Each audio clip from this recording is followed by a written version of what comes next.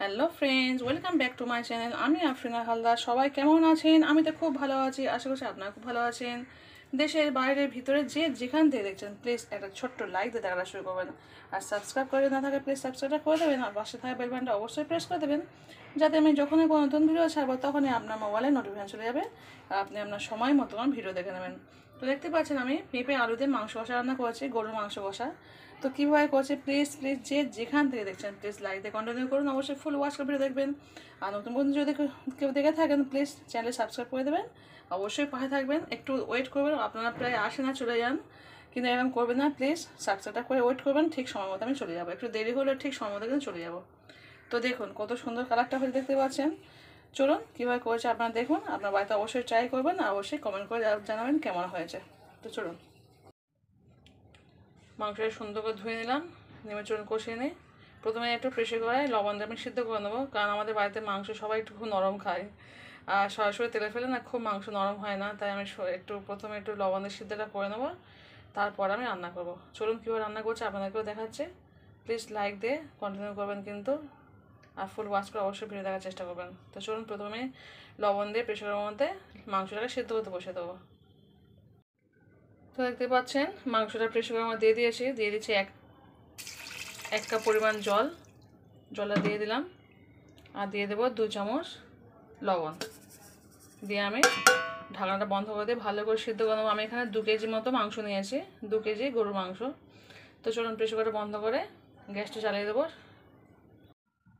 Hello friends, দেখতে পাচ্ছেন ওইদিকে মাংসটা বসিয়ে দিয়েছি, সিদ্ধ হচ্ছে লবণ দিয়ে। এদিকে দেখুন 2টো আলু নিয়ে নিয়েছি, 2টো আলুকে আমি 8 পিস ভাগ করে নিয়েছি, আর একটা বড় পেঁপেকে 4 ভাগে 1 ভাগ পেঁপে নিয়েছি। দেখতে পাচ্ছেন বড় বড় পিস ডুবো ডুবো পিস করে নিয়েছি। আর এদিকে নিয়েছি কাঁচা লঙ্কা, পেঁয়াজ, আদা রসুন। এদিকে নিয়েছি হচ্ছে শুকনো লঙ্কা, এদিকে এলাচ, কাঁচা জিরে, মরিচ। তো চলুন এগুলোকে আমি সব পেস্ট করে নেবো মিক্সচার মেশিনের সাহায্যে। চলুন সব পেস্ট করে নিই, তারপর কীভাবে রান্না করছি দেখুন। প্লিজ যেখানে দেখছেন লাইক দিয়ে কন্টিনিউ করে অবশ্যই ফুল ওয়াচ করে দেখবেন। চলুন কীভাবে রান্না করছি দেখাচ্ছি। হ্যালো ফ্রেন্ডস, দেখতে পাচ্ছেন মশলাটা করে নিয়ে চলে এসছে মিক্সচার মেশিনে। তো সমস্ত শুকনো লঙ্কা, জিরে, মরিচ, আদা রসুন সব পেস্ট করে চলে এসছে, একসঙ্গে সব পেস্ট করেছি। তো চলুন এবার কড়াটা বসিয়ে দিই। তো দেখতে পাচ্ছেন আমার মাংস পুরো সিদ্ধ হয়ে গেছে। তো চলুন এবার কড়াটা দিয়ে দিচ্ছি সাদা তেল দেবো, সর্ষের তেল দেবো না, অল্প পরিমাণে দেবো, যেহেতু মাংস আমার অনেকটা তেল আছে সেই কারণে অল্প পরিমাণে তেল দিয়ে রান্না করবো মাংস। তো চলুন তেলটা গরম হলে দিয়ে দিচ্ছি পেঁয়াজটাকে, একটা বড় সাইজের পেঁয়াজ দিয়েছি। তো দেখতে পাচ্ছেন মাংসে কিছু চর্বি ছিল, সেই চর্বিটা আমি তেলের মধ্যে দিয়ে দিলাম, দিয়ে পেঁয়াজটাকে ভালো করে ভাজা করে নেবো। আর চর্বি থেকে যে তেলটা বের হয় সেটা বেরও হয়ে যাবে। পেঁয়াজটা ভালো করে লালি করে তাও ফিরে আসছে। তো চলুন এই পর্যায়ে দিয়ে দিচ্ছি আলু টুকরোটাকে,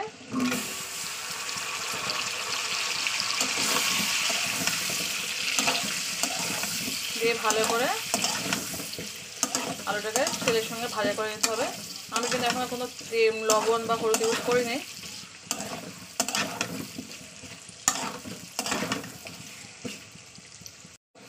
তো দেখতে পাচ্ছেন আমার পেঁয়াজ, আলু, মাংস সব প্রায় ভাজা হয়ে গেছে। আমি কিন্তু লবণটা বলে এখন দিইনি, তার কারণ হচ্ছে আমি তো লবণ অলরেডি মাংসের সঙ্গে দিয়েই দিয়েছি। তো আমি ঝোল ফোটা পরে যদি লবণ লাগে তাহলে অল্প লবণ দেবো, সেই কারণে আমি লবণটা এখন দিইনি। তো চলুন এই পর্যায়ে আমি দিয়ে দেবো যে মিক্সচার মেশিনে যেটা পেস্ট করে নিয়ে এসছে মশলা, সেই মশলাটাকে পুরোটাই দিয়ে দেবো। তো দেখতে পাচ্ছেন পুরো মশলাটাকে দিয়ে দিচ্ছে। অনেকটা আছে, একটু জল দিয়ে ধুয়ে দেবো। তো মিক্সচার জারটা আমি একটু জল দিয়ে ধুয়ে দিচ্ছি। চলুন এবার একটু এটাকে ভালো কষিয়ে নিই, খুব বেশিক্ষণ কষাবো না, অল্প একটু কষিয়ে নেবো।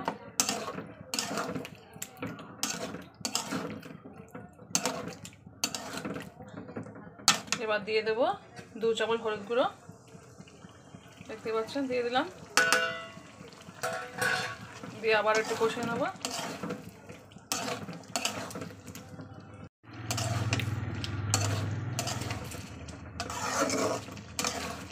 ভালো করে মশলার সঙ্গে কষে নিচ্ছে। চলুন কষে ফিরে আসছে।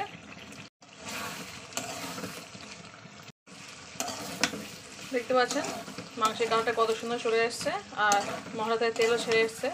আর আমরা যদি কেউ মনে করেন আরও ঝাল খেতে চান তো গোল লঙ্কা ইউজ করতে পারেন। আমি তো গোল লঙ্কা ইউজ করি না, আমি ঝালে গুঁড়ো এই শুকনো লঙ্কাটা করে ইউজ করি, কিন্তু আজকে একটু ঝাল ঝাল করে মাংস বানাবো সেই কারণে একটু শুকনো লঙ্কাটা পেস্ট করে দিয়েছি। তো আপনারা যদি মনে করেন আরও ঝাল খাবেন তাহলে আপনারা 1 চামচ গোল লঙ্কা এখানে ইউজ করতে পারেন। আর সত্যি টেস্টফুল হয়, মাংসে একটু ঝাল ঝাল হলে ভালো লাগে। তবে আমি তো অতটা ঝাল খাই না, মানে আমি খেতে ভালোবাসি কিন্তু আমার ছেলের জন্য খেতে পারি না, আমার ছোটো বাচ্চা আছে বাড়িতে, তো আমি ওদের জন্য আলাদা করে রান্না করি না, আমি যা রান্না করি ওটাই ওদের খাওয়াই। তো চলুন মশলার তেল ছেড়ে এসেছে, এই পর্যায়ে আমি দিয়ে দেবো যে পেঁপেটাকে কুটে রেখেছে, পেঁপেটাকে দিয়ে দিচ্ছি। চলুন দেখতে পাচ্ছেন পেঁপে, বড় পেঁপে 4 ভাগে 1 ভাগ আমি নিয়েছিলাম। চলুন পেঁপেটা দিয়ে একটু খুব অল্প পরিমাণ কষিয়ে নেবো, খুব অল্প পরিমাণ 2 থেকে 3 মিনিট কষিয়ে নেবো।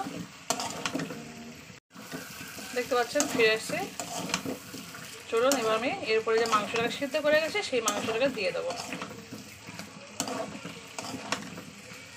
চলুন মাংসটাকে দিয়ে দিচ্ছি মাংস।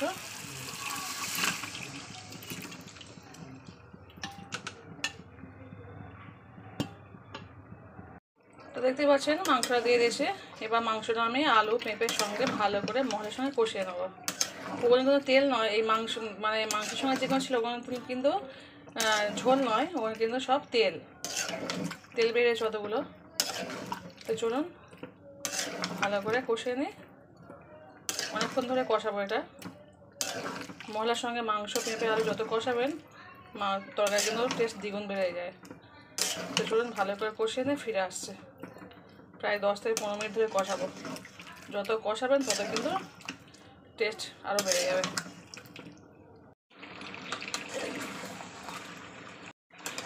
তো দেখতে পাচ্ছেন বন্ধুরা মাংসের কালারটা কি দারুণ হয়ে গেছে। আমি প্রায় 10 মিনিট ধরে কষাচ্ছি। মাংস যত কষাবেন তত কিন্তু মাংস টেস্টফুল হবে আর দারুণ একটা ফ্লেভার বের হচ্ছে। আমি কিন্তু এখনও গরম মশলা দিইনি, আমি এবার দিয়ে দেবো গরম মশলা দেবো, কাঁচা লঙ্কা দেবো। কাঁচা লঙ্কা না আগে দিলে কী হয়, কাঁচা লঙ্কা পুরো গলে যায় আর অতিরিক্ত ঝাল হয়ে যায়, আর ভাতের সঙ্গে না কাঁচা লঙ্কা খেতে খুব ভালো লাগে, তাই আমি একদম শেষ পর্যায়ে কাঁচা লঙ্কাটা দিই। তো এখন আমি 5 মিনিট কষাবো। 10 মিনিট কষিয়ে আপনার কাছে এসছি দেখাতে যে কেমন হয়েছে। দেখুন দেখতে পাচ্ছেন কত সুন্দর রান্নাটা হচ্ছে আর অসাধারণ ফ্লেভার বের হচ্ছে। এরকম আদা রসুন মশলা সমস্ত পেস্ট করে আমি যেভাবে রান্না করি একবার রান্না করে দেখবেন, খুব সুন্দর খেতে লাগবে, দারুণ। চলুন এবার দিয়ে দেবো গরম মশলার গুঁড়ো, দিয়ে আবারও কিছুক্ষণ কষাবো। তো দেখতে পাচ্ছেন দিয়ে দিচ্ছি গরম মশলার গুঁড়ো।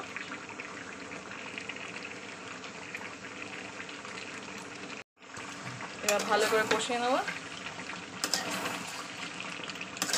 প্লিজ যে যেখান থেকে লাইটে কন্টিনিউ করবো অবশ্যই ফুল ওয়াশ করে রাখবেন। আপনারা লাইক আমাদের একটা খুব গুরুত্বপূর্ণ একটা জিনিস, আপনাদের লাইক দিতে কোনো খরচ পড়ে না, কিন্তু ওই লাইকটা আমাদের ভিডিওটা অনেকের জায়গায় পৌঁছে দেয়। তো প্লিজ দেখতে তো পাচ্ছেন কত কষ্ট করে আমরা রান্না করি, রান্না করতে কিন্তু কোনো কষ্ট হয় না, কারণ আমরা গৃহিণী, একটা মেয়ের কাছে রান্না করা স্বাভাবিক জিনিস, কিন্তু এই যে ক্যামেরা করে রান্না করা এটাই কিন্তু একটা কষ্টকর বিষয়। আর আমি তো কোনো স্ট্যান্ড ইউজ করি না, আমি হাতের মধ্যেই মোবাইল রেখে কাজ করি।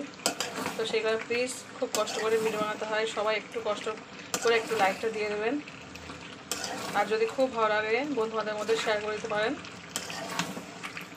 আমার সুন্দর সুন্দর দাদা দিদি আপুরা যারা দেখবেন প্লিজ। আর যদি কোনো নতুন বন্ধু দেখে থাকেন প্লিজ চ্যানেল সাবস্ক্রাইব করে পাশে থাকবেন। আমি সবার পাশে আছি, আমার পাশে সবাই থাকবেন। তো দেখতে পাচ্ছেন অনেকক্ষণ তো কষে নিয়েছে। চলুন এবার দিয়ে দেবো অল্প পরিমাণ জল, দিয়ে একটু ঢাকা চাপা দিয়ে দেবো। খুব অল্প পরিমাণ দেবো, যেহেতু এটা একদম মাখো মাখো হবে, কোনো ঝোল ঝাল হবে না। দিয়ে দিলাম, দিয়ে চাপা দিয়ে চলুন, দিয়ে 10 মিনিট পরে ফিরে আসবো। 10 মিনিটের মতো আমার রান্না পুরো কমপ্লিট।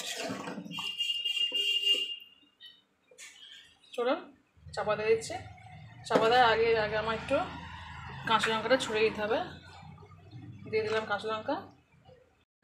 তো চলুন চাপা দিয়ে দিচ্ছি, ফিরে আসবো পুরো 10 মিনিট পরে। হ্যালো ফ্রেন্ডস, দেখতে পাচ্ছেন ফিরে আসছি পুরো 5 মিনিট পরে।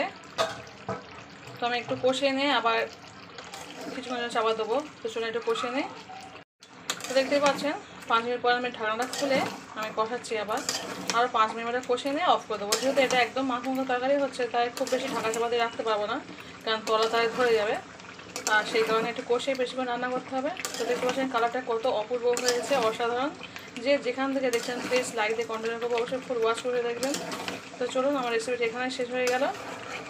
আমি একটু পরে পরিবেশন করে আপনাদের সাথে দেখাচ্ছি কেমন হয়েছে আমার রেসিপিটা। গরম গরম রুটি, লুচি, ভাত সবার সঙ্গে ভালো লাগবে। তো চলুন আমি পরিবেশন করে দেখাচ্ছি। আমার রান্না পুরো শেষ। এখনও বলছি, যদি কেউ ভুলে যান প্লিজ লাইকটা দিয়ে দেন। চলুন, রেসিপি এখানে শেষ হয়ে গেল। টাটা, বাই, আল্লাহ হাফিজ। তো দেখুন, আমি আপনাদেরকে পরিবেশন করে দেখাচ্ছি কেমন হয়েছে। কতটা লোভনীয়, কতটা সুন্দর হয়েছে দেখলে বুঝতে পারবেন। অসাধারণ একটা রেসিপি, না করলে বুঝতে পারবেন না। প্লিজ যে যেখান থেকে লাইক দিয়ে কিন্তু কন্টিনিউ করবেন, অবশ্যই ফুল ওয়াচ করে ফিরে দেখার চেষ্টা করবেন। আমি সবার ভিডিও ফুল ওয়াচ করে দেখি, তাই আমি আশা করি আমার ভিডিও সবাই ফুল ওয়াচ করে দেখবেন। দেখতে পাচ্ছেন গ্রেভিটা কত সুন্দর ঘন হয়ে গেছে।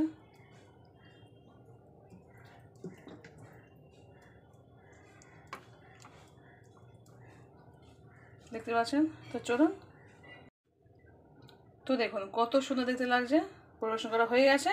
তো গরম গরম ভাত, লুচি, রুটি, পরোটা যা খুশি সঙ্গে আপনারা খেতে পারেন। তো প্লিজ যে যেখান থেকে দেখছেন লাইক দিয়ে কন্টিনিউ করবেন, ফুল ওয়াচ করে দেখবেন। আর নতুন যারা দেখছেন তারা প্লিজ সাবস্ক্রাইব করে দেবেন। তো চলুন আজকে এই পর্যন্ত। টাটা, বাই, আল্লাহ হাফিজ, গুড নাইট।